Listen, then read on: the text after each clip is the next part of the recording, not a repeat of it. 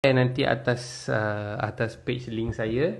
Nanti you boleh download sendiri dan you boleh baca sendiri. Tapi semua dokumen ni dalam bahasa Inggeris. Jadi I nak terjemahkan dalam bahasa Melayu sebab Menteri Kesihatan pun dia takkan terjemahkan dalam bahasa Melayu.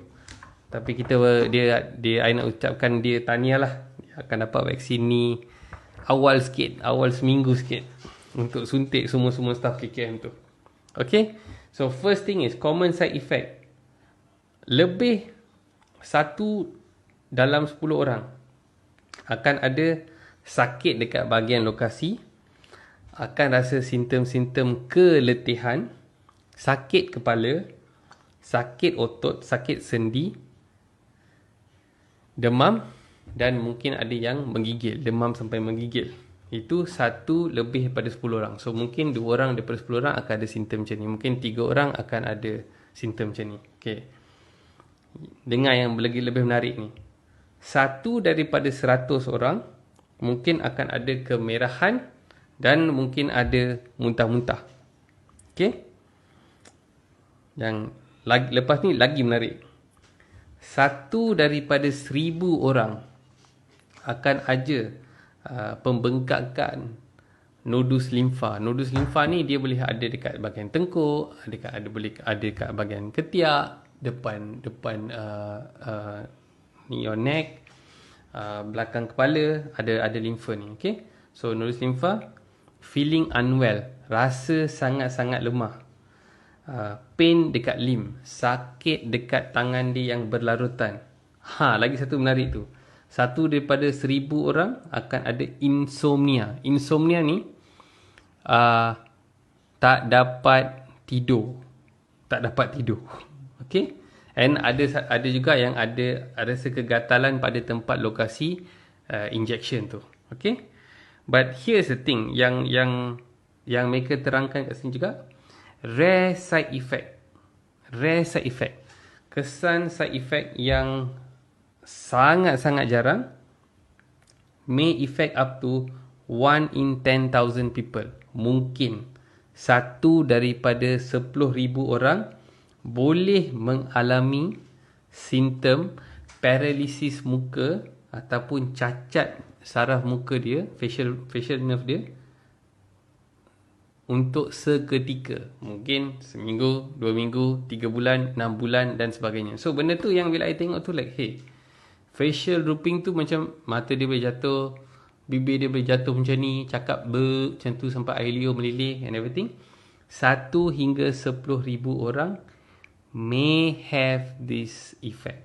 Okay, so katakan kalau kita suntik 500,000 orang, maka akan adalah mungkin 50 atau kurang orang ada simptom yang macam mulut dia batu, mata dia jatuh macam tu, slurring, cakap macam tu boleh terjadi. Dia tak boleh kunyah betul-betul. So this is what we call facial drooping.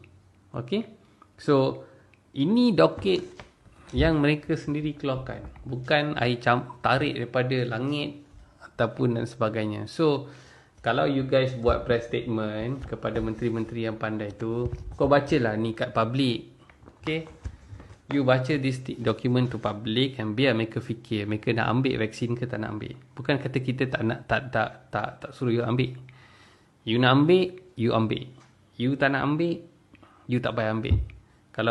Kalau you get the virus, kalau 2-3 hari sesama ataupun batuk, I rasa I lebih suka dapat virus tu 2-3 hari I batuk sesama daripada I nak suka-suka ambil the virus. Okay, these are the things yang ada effect lah. And another thing is dalam vaksin ni pun akan ada juga 2-3 ingredient yang nama dia, code name dia lah ALC 0315 and ALC 0159. Dia lah satu bentuk kolesterol, and ada orang mungkin ada alahan kepada tu. So sebab tu walaupun mungkin masa time rollout plan ni kita nampak rollout plan ni masih dalam setakat main cakap saja. Tak ada yang konkret apa plan kita, macam mana kita nak roll out everything. Tapi apa yang kita nampak, rakyat kat luar sana, you takkan dapat vaksin tu dulu. So you guys chill dulu. Sebab orang-orang dalam KKM, I risau kepada orang-orang doktor-doktor yang kerja mereka sangat stres. Sebab bila mereka sangat stres, so stres mereka sangat-sangat tinggi. Okay, terbalikkan lukis terbalik. Stres mereka tinggi, maka sistem immunity mereka akan rendah. So bila sistem immunity you sangat rendah, apa yang akan jadi? You can be compromised. Even though you punya niat baik, you bekerja everything bagus, tapi memang time COVID ni kerja tertekan and everything, kena pakai PPE macam-macam everything. Tapi we will have to see lah, siapa orang-orang KKM yang akan ambil dulu. Sama ada ramai akan kata, you know what, I don't want to take the vaccine lah, I bayar pakai PPE ke apa. So sebab tu I kata first rollout of vaccine ni ialah acid test kepada KKM. Because we will watch, I will watch, you will watch, rakyat akan tengok siapa yang akan ambil. Sama ada doktor-doktor kat sana akan ambil vaksin, sama ada staff-staff sana akan ambil vaksin, and apa implikasi ataupun impact yang akan ada. Because memang kita akan tengok beribu-ribu kes, berpuluh-puluh orang nampak keluar kat Facebook lepas ambil vaksin, jadi ada allergy reaction, ada kesan-kesan sampingan dan sebagainya. Memang ada. Seperti I katakan tadi, kalau 500,000 vaksin kalau dicucuk, akan ada 50 orang ada efek. Kalau 50 orang tu asyik viral dekat online, siapa takkan nampak? Siapa takkan gerun? Because that is definitely going to happen. But at the same time, ramai orang ni akan ada hierarki daripada atas tu. Okay, ketua jabatan, ambil lah vaksin ni. Oh, you tak ambil ya? So the pressure will come kepada all this public sector lah. So dia akan jadi macam, dia akan kira macam letak dalam trap lah. So tapi kepada you guys yang luar sana yang kerja KKM and everything, sebab you guys sangat pendiam, tak lantang langsung nak komen pasal benda ni. Bukan I kata vaksin tu tak bagus, mungkin vaksin tu berkesan, tapi mungkin we need more time.